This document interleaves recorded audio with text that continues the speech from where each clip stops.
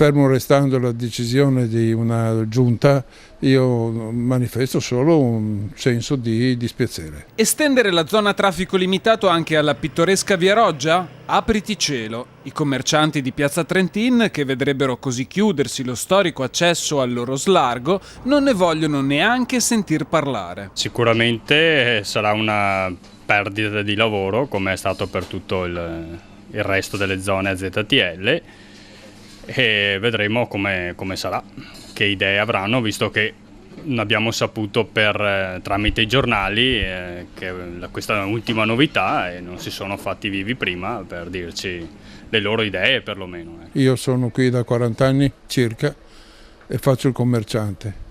Togliere l'esclusione del passaggio, l'unica via che arrivi in Piazza Trentin, significa togliere qualsiasi possibilità, qualsiasi mezzo di poter caricare e scaricare sia le persone momentaneamente che hanno bisogno di piccoli servizi in centro, sia i negozi. In Via Roggia transitano 4.000 veicoli al giorno, troppi per Casugana, ma i residenti non lo trovano un problema. Io ho proprio l'appartamento che dà sulla strada, dopo le 8:30, 9 di sera passeranno 10 macchine di notte.